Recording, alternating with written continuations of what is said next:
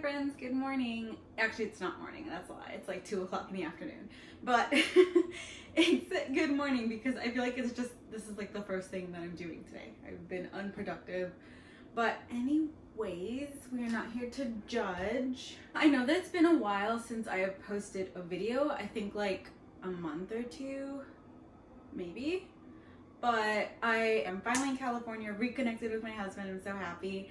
And I've been here for a month now, which is why I just haven't had time to like sit down and record reading videos, reading vlogs, or anything like that. And to be quite honest, I haven't really read that much. But we're going to do a May wrap up, which is really only 2 books, and June hopefuls by the title of this video, like you can tell. It's been really busy. We have well, I mean, I had to move. So I moved here at the beginning of May, like May 4th. And then we had to go to San Francisco a couple of times to get a bit of furniture. This couch is brand new and it's so cozy and we love it. And we bought a bookshelf, we bought a storage unit, we bought a new dining table. And, you know, me just living here, I've also just inputted like a bunch of my touches to what used to be a man house, like a man cave or something. But yeah, it's been good. So we are finally sitting down, recording a video and talking to you guys, and I'm really happy. So I hope that you had a very good month. I've missed recording and sitting down, so let's get right into this.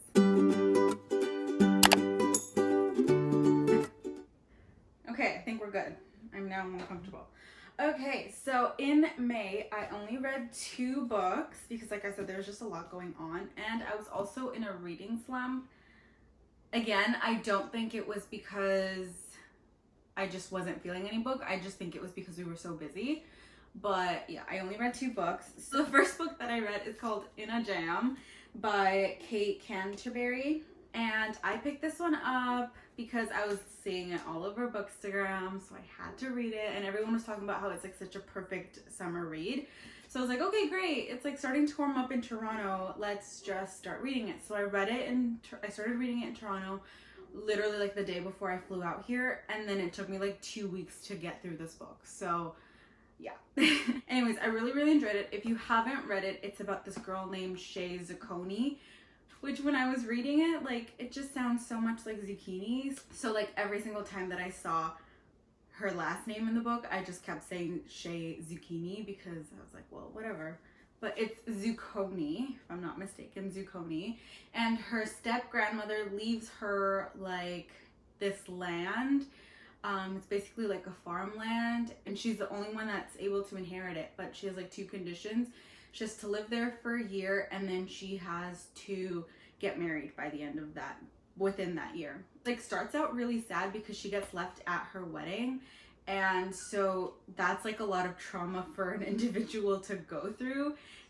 So when she gets this call from the lawyer being like, hey, like, your step grandmother left you this land, what do you want to do with it?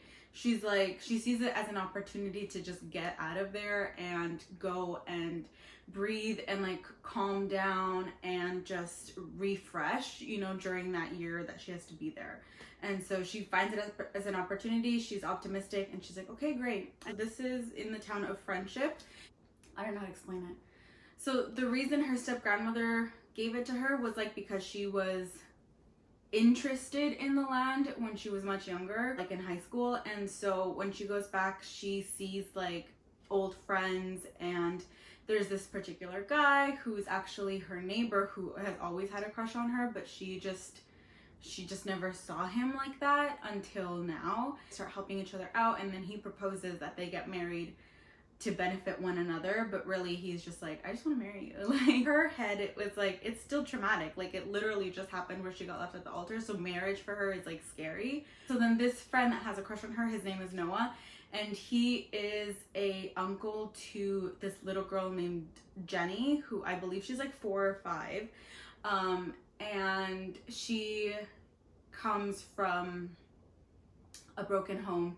Her mother is actually in jail, and so he's taking care of her. He's like her legal guardian, but he's struggling because like she's just really acting up, and Shay is like a elementary teacher, a kindergarten teacher, and so she takes it upon herself that she's going to help Jenny overcome like all of these obstacles that she's going through, as she's like trying to just come to terms with the situation that she's been handed at such a young age.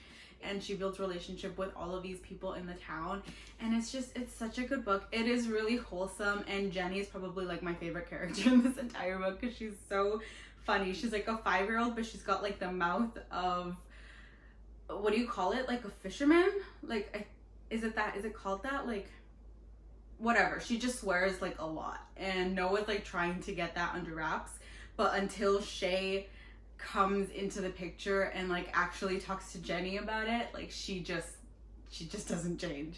So it's really, really funny. It's really good. I give this like a 4 out of 5 because it was entertaining. It just loses a star for me because it took me so long to read it, and I felt like I was just not picking it up as often as I would have liked. And it is a really, really fat book, but other than that, like the story is really good. So definitely read it if you haven't. And then the second book that I read, I've actually already read it, so this is my second time rereading it, and it's Archer's Voice. Last year it was like my absolute favorite book ever, and so I picked it up again because I was like, okay, like it's taken me so long to read this book. Maybe if I read Archer's Voice, like get out of this reading slump. And I'm so happy that I read it because there are so many aspects of this book that I had just forgotten, and I love it. It's a 5 out of 5 for me. I feel like I talk about this one so much. But if you haven't read it, we meet Bree, who is like running away from her hometown because something tragic happened with her dad. And so she's like, no, like I have to leave. Like I can't stay here. I need somewhere else to like think about this and process this and just heal. And so she goes into this town, which is like a small town outside of Maine. She rents like a cabin in front of the water. It's like walking distance to get into town, and so she gets a job, and she runs into this man named Archer, who she doesn't know is Archer when she meets him, but he's like a strange looking guy. He's very quiet, he has dirty hair, dirty clothes, but she's intrigued, and so she starts asking a little bit about him, and people give like different sides of the story of what happened, of what they think happened, you know, like be careful around him. He's just an odd guy. Again, she continues to be intrigued by him, and so she has a neighbor who she meets like on the second day that she's lived there, and the neighbor has like a bike that she gives her to borrow, and so she uses that bike to like go to the lake, and when she goes to the lake, she has to like ride past Archer's land, and so she notices that it's like very well maintained, it's very clean. She's like, oh, this is odd, like you know, if he's a dirty guy, you would assume that it's like a dirty place. But it doesn't seem like that, and she has a dog, and her dog like jumps out of the basket and runs into the land, and so she runs in to get her puppy, only for the dog to like run into the backyard, and then they see Archer, and then she finds out that he is mute and that he communicates through sign language, but he's like very uncomfortable even like doing that, and so he like writes down his answers, and she's like, no, well, my dad used sign language to communicate, so I know how to speak that. There are two broken people who come together and like heal together, and not, I wouldn't say fix each other, but just like they give each other the life that they thought that they wouldn't be able to have because of all of the trauma and the unfortunate events that happened in their life. And when you start reading this book, like it's unfortunate events that happened to Archer at such a young age. I really, really enjoyed this book. I just love them so much. 5 out of 5. Soulmates, like can't breathe without her, like meant to be, like they're soulmates like in every single lifetime type of thing. So very, very good. 5 out of 5.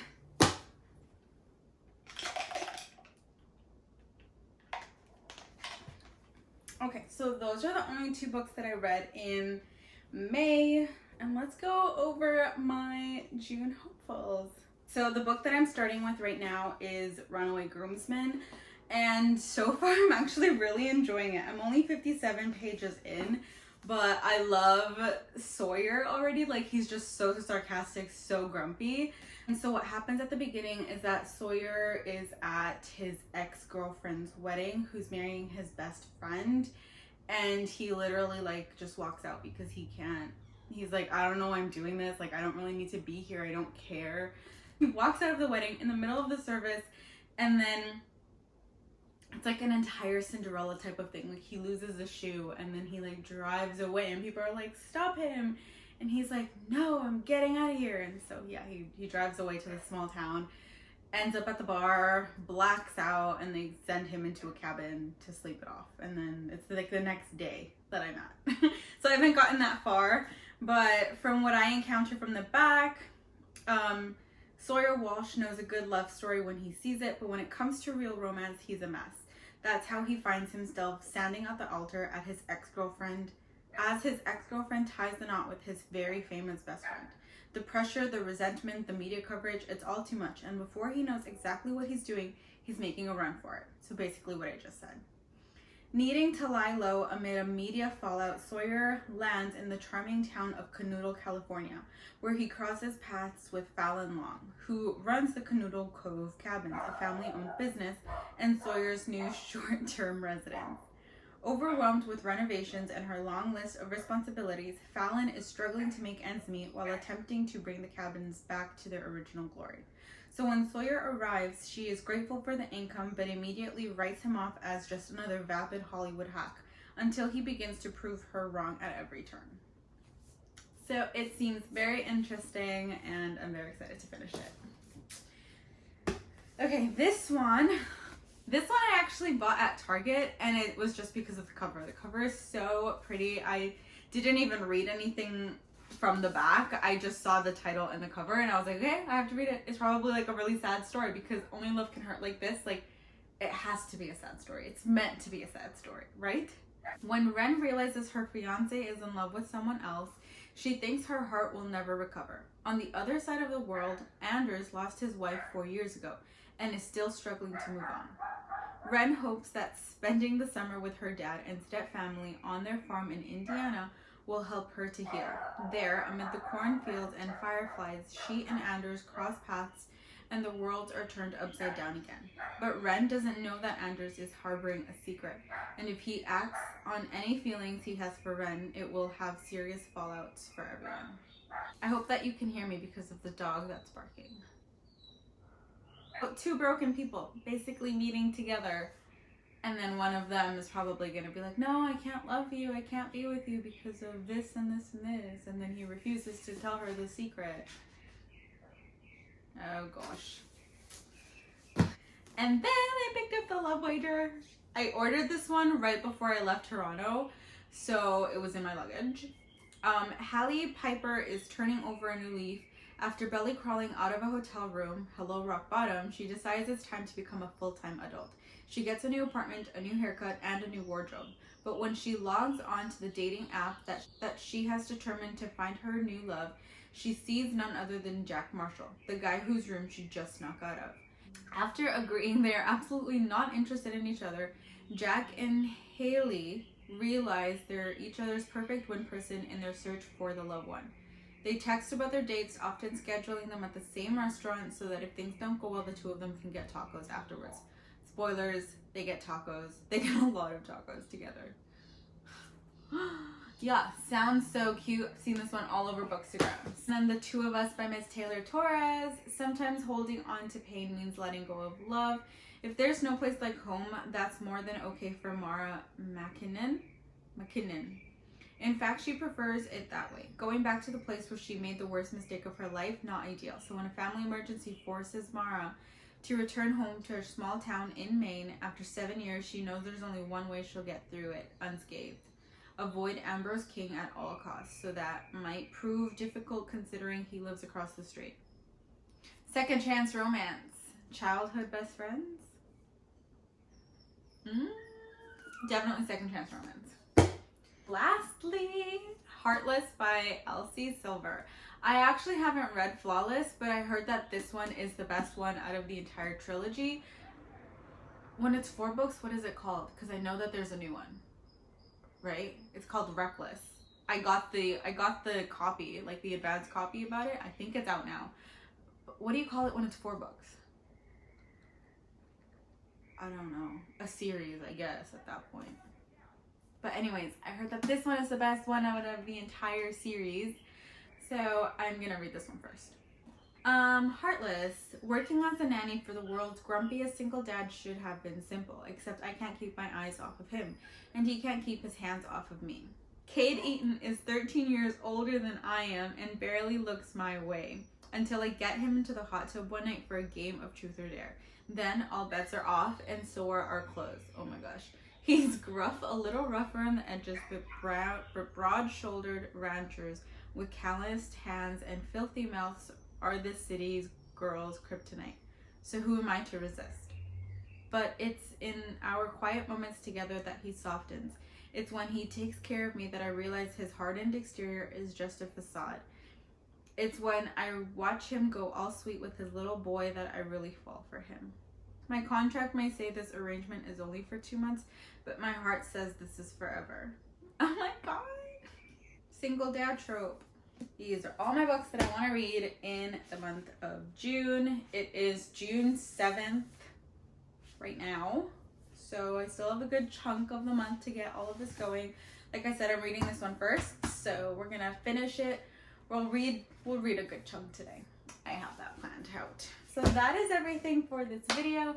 Thank you guys so much for watching and for hanging out with me. And I will see you in the next video. Bye.